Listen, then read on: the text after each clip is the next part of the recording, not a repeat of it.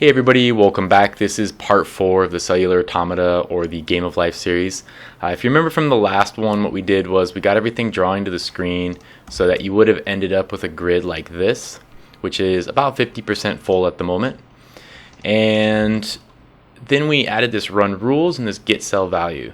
Now you might have had a small problem because in the last lesson I ended like this in the get cell value where I split these on 2 different rows.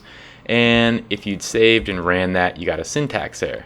So you probably fixed it by putting in the slash there or just moving it to a single line. Now I had split it to both lines because I had that split screen and I didn't want text running off to the right, and I didn't actually run the program at the end to check that. So just go ahead and put it all on one line or put the slash, it's your choice. Okay, so in the run rules and this get cell value, what we're really trying to do is we're trying to find out the next generation of cells. I mean, we're looking at the grid that we have and we're going to determine the changes that need to be made to that. And the changes we want to make to it, we want it to be done simultaneously. Meaning, I don't want to do the following. I don't want to go through the cells array, the self.cells, and make my changes in there as I go through it. I want to make the changes and I want to copy them into this temp array, and then at the very end of the running the rules, I'm going to swap it back into cells. So you're probably wondering why we do that. I explained it in the last lesson. I'm going to explain it very quickly again. If you're coming through here and you're updating these cells one at a time. So pretend this is my cells array and it only has 3 by 3. And if I go through, this stays, this is dead, this is dead, this is dead. Now I get to here and it has 1 neighbor, so it dies. Then I come here and this will no longer get updated because now it only has 2 neighbors. So it actually just stays as 0 and then it keeps going on. So you're going to get errors like that because the first rows, or the row previous to any given row, takes precedent over that row, meaning it's more important. This first row is the most important, the second row is the second most, and all the way down. And the changes will kind of trickle down through the entire grid. So kind of like in graphics programming, when you draw to a back buffer and then you swap it out to the front, that's what we're doing with this. We're going to draw to a back grid of living cells, and that's going to be the next generation. And then when we finish computing that generation, we swap it with the front grid. Okay, so let's go ahead and see how we do that. And it's really pretty simple because we know the rules from the last time, and all we need to do is implement them, and that just takes a couple of if statements. So the first if statement is going to tell us if a cell is going to come alive or not. So we're going to say if a cell is dead, okay, and the number of neighbors it has is 3, then we go ahead and we bring that cell to life.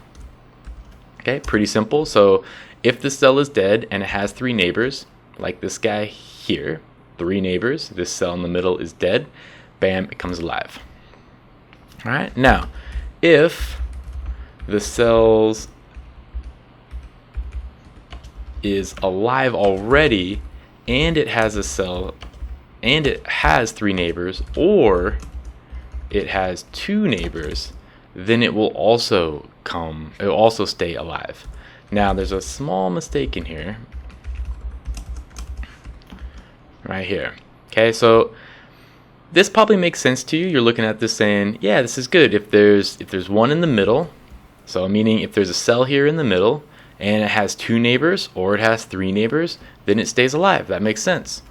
But actually this if statement, well, one needs to be an else if.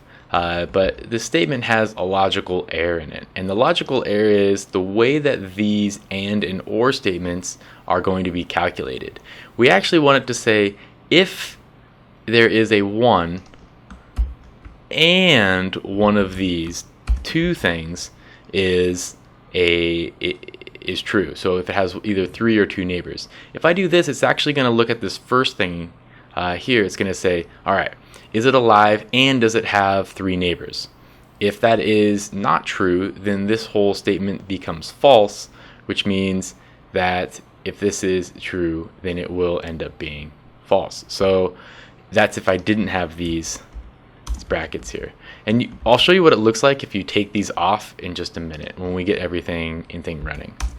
All right, so these are the only 2 times that a cell is going to be alive. If it has exactly 3 neighbors and it's dead, it comes alive, or if it has 3 neighbors or 2 neighbors and it's already alive, then it stays alive. All other times, we just want to kill the cell. Okay, and that's it. That's an entire Conway's Game of Life right there. We just need to copy this back over, and it's easy as that. So we just take this temporary grid, which we've been adding into this whole time, and then we just copy it back into cells, and we're done. Now, this is all good. So this method is, these methods are finished here. This class is pretty much done. I am going to add some extra bells and whistles in later, but for now, let's go take a look at what we got. So as it stands, we create the object, we clear it, and we draw. So you're looking at this and you're saying, all right, well, that makes sense. Let's go ahead and after we draw it, let's update it. So let's run the rules. Okay, now, other places this might work, but here it won't. And if I run this, you're gonna see why. I've got a small error over here.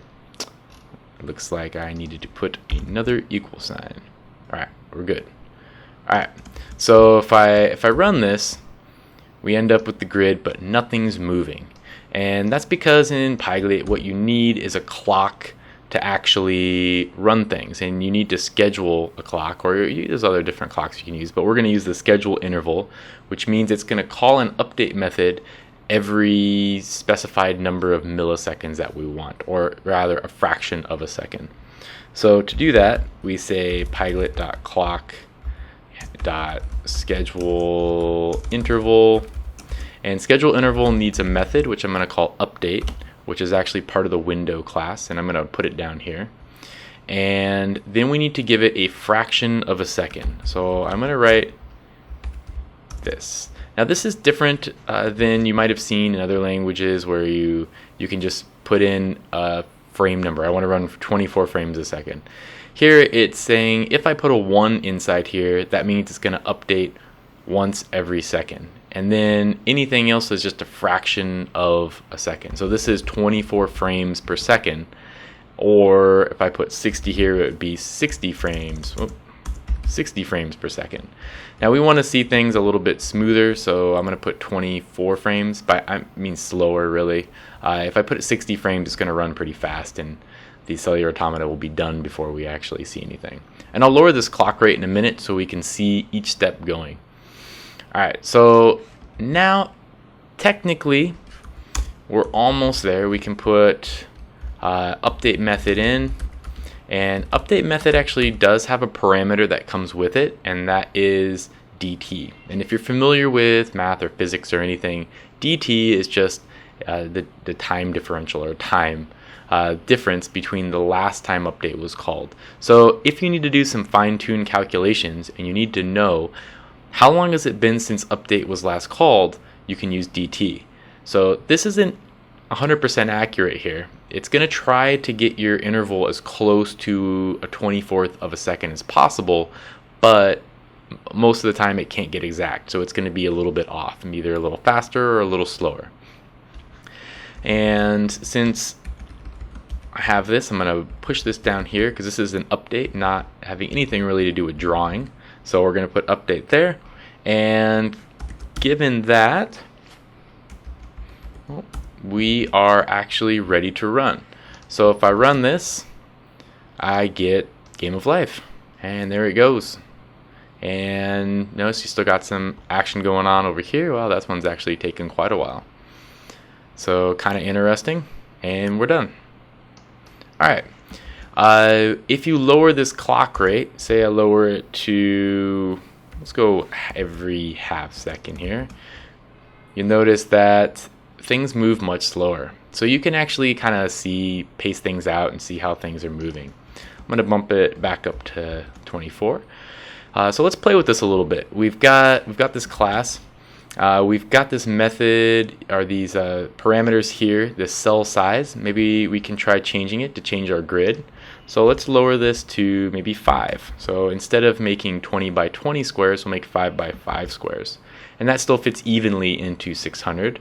So if I run this, I'll get this here.